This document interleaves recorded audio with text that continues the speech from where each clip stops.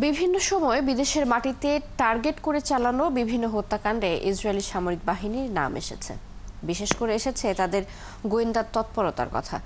ইসরায়েলের সাম্প্রতিক হামলা প্রথম দিনেই ইরানে বেশ কয়েকজন শীর্ষ সামরিক কর্মকর্তা নিহত হন। তবে এ ধরনের হামলা এটি প্রথম নয়। এই প্রেক্ষাপটে প্রশ্ন উঠেছে, ইসরায়েল কিভাবে তার শত্রুদের বিরুদ্ধে এত সফল অভিযান চালাতে পারে? ইসরায়েলি গোয়েন্দা নেটওয়ার্ক কিভাবে কাজ করে? তাদের কি ধরনের সক্ষমতা রয়েছে? বিস্তারিত থাকছে মনিরুজ্জামান বাবুর আরও একটি প্রতিবেদনে। ইসরায়েলি সামরিক গোয়েন্দা নেটওয়ার্ক ও গোপন তৎপরতা বহুদিন ধরেই আন্তর্জাতিক রাজনীতিতে আলোচনার কেন্দ্রবিন্দুতে।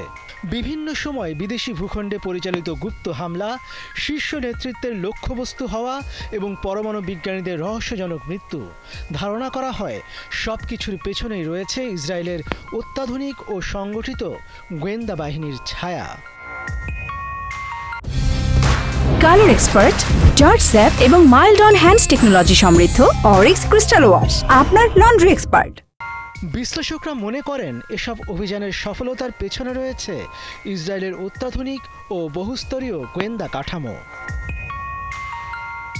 ইসরায়েলের প্রধান দুটি গোয়েন্দা ইউনিটের একটি হচ্ছে মোসাদ।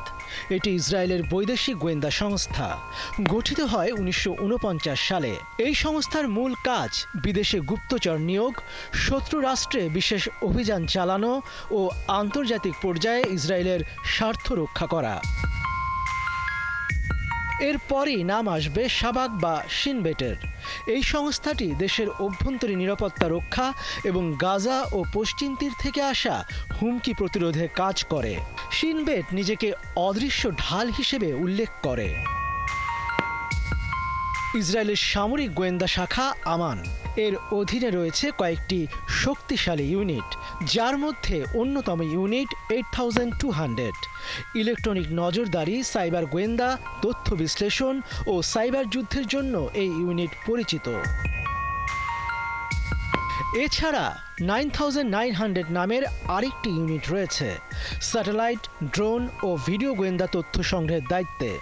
আধুনিক 3D মানচিত্র তৈরির মাধ্যমে সামরিক অভিযানে সহায়তা করে এই ইউনিটটি।